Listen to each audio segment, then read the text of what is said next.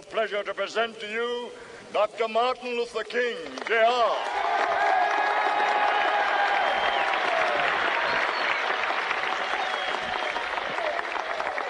I am happy to join with you today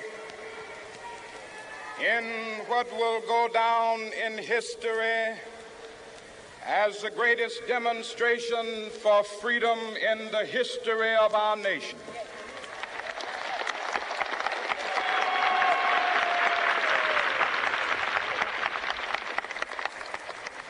Five score years ago, a great American in whose symbolic shadow we stand today signed the Emancipation Proclamation.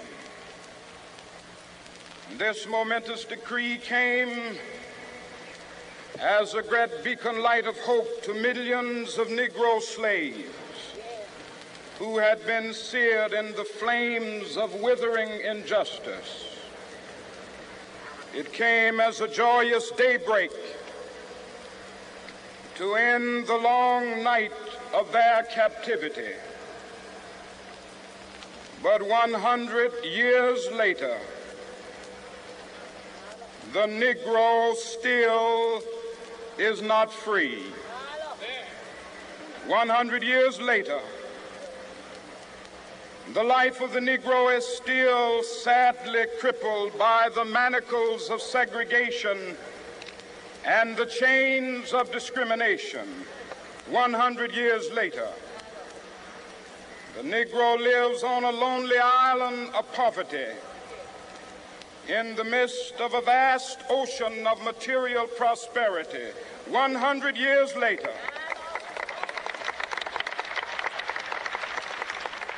the Negro is still languished in the corners of American society and finds himself in exile in his own land. And so we've come here today to dramatize a shameful condition. In a sense, we've come to our nation's capital to cash a check. When the architects of our republic wrote the magnificent words of the Constitution and the Declaration of Independence, they were signing a promissory note to which every American was to fall heir.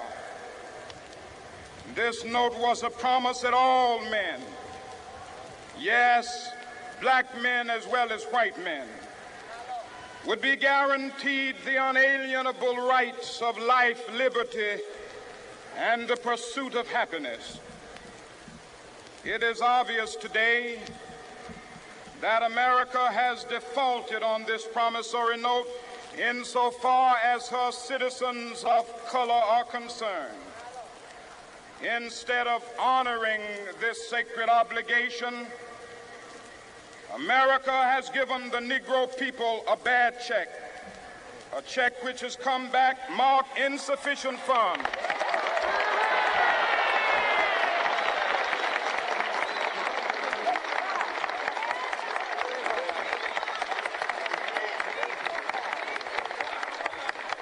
But we refuse to believe that the Bank of Justice is bankrupt.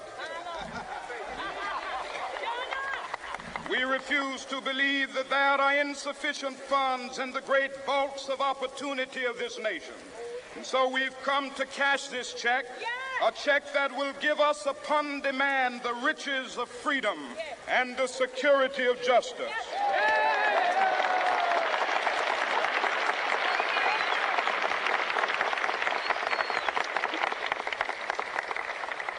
We have also come to this hallowed spot to remind America of the fierce urgency of now. This is no time to engage in the luxury of cooling off or to take the tranquilizing drug of gradualism.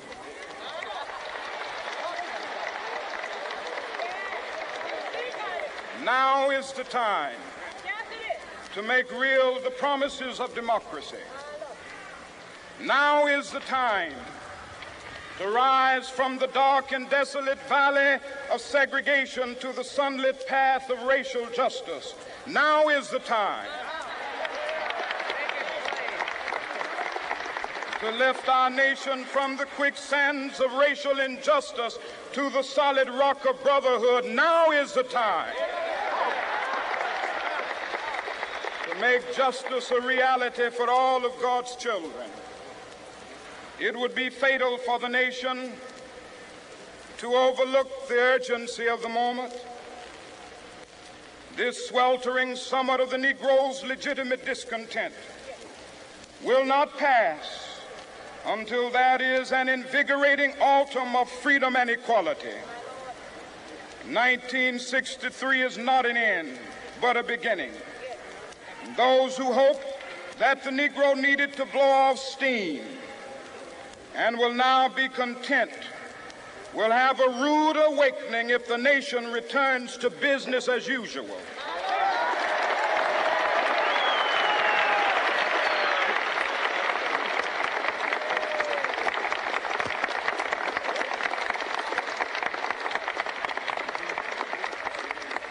There will be neither rest nor tranquility in America until the Negro is granted his citizenship rights.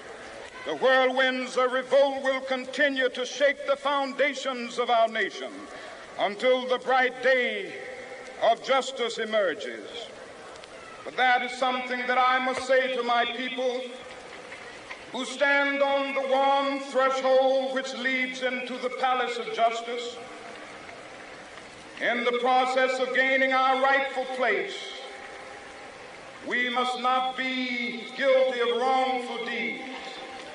Let us not seek to satisfy our thirst for freedom by drinking from the cup of bitterness and hatred.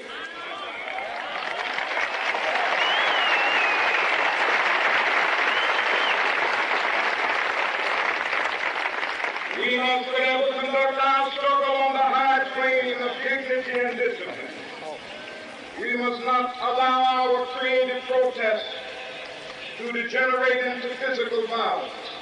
Again and again, we must rise to the majestic heights of meeting physical force with soul force. The marvelous new militancy which has engulfed the Negro community must not lead us to a distrust of all white people. For many of our white brothers, as evidenced by their presence here today, have come to realize that their destiny is not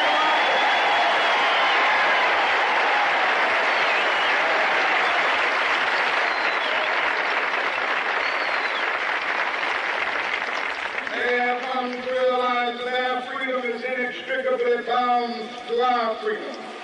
We cannot walk alone. As we walk, we must make the pledge that we shall always march ahead. We cannot turn back. There are those who are asking the devotees of civil rights, when will you be satisfied? We can never be satisfied as long as the Negro is the victim of the unspeakable horrors of police brutality. We can never be satisfied as long as our body is heavy with the fatigue of travel, cannot gain lodging in the motels of the highways and the hotels of the city.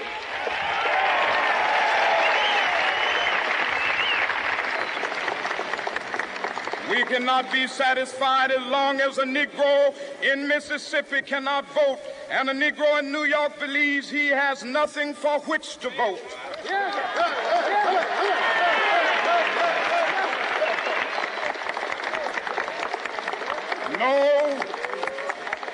No, we are not satisfied, and we will not be satisfied until justice rolls down like waters and righteousness like a mighty stream.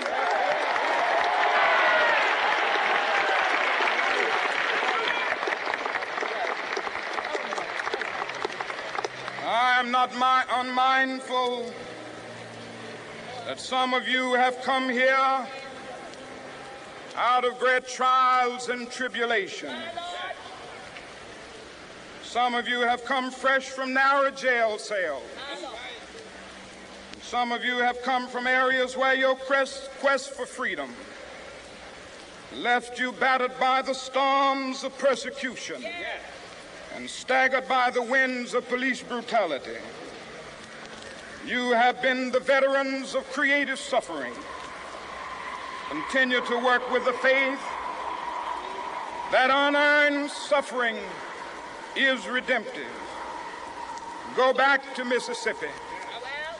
Go back to Alabama. Go back to South Carolina. Go back to Georgia. Go back to Louisiana. Go back to the slums and ghettos of our northern cities, knowing that somehow this situation can and will be changed. Let us not wallow in the valley of despair. I say to you today, my friends,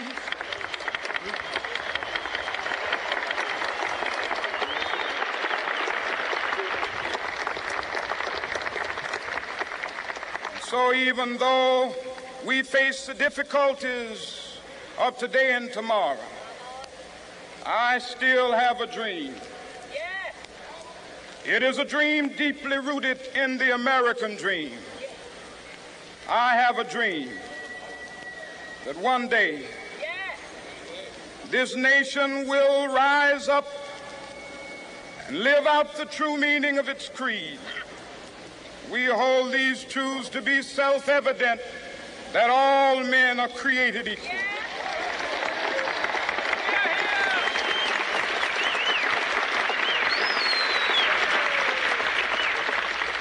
I have a dream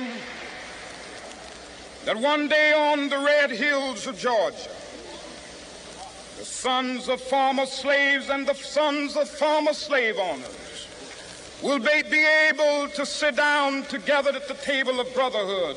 I have a dream that one day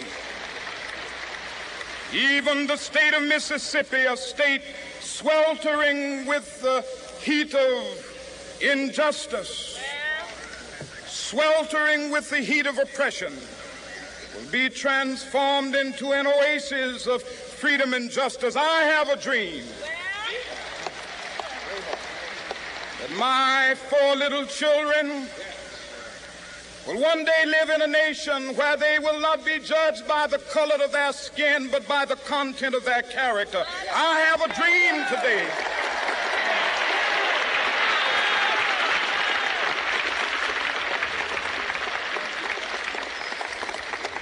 I have a dream that one day down in Alabama, with its vicious racists, with its governor having his lips dripping with the words of interposition and nullification, one day right there in Alabama, little black boys and black girls will be able to join hands with little white boys and white girls as sisters and brothers. I have a dream today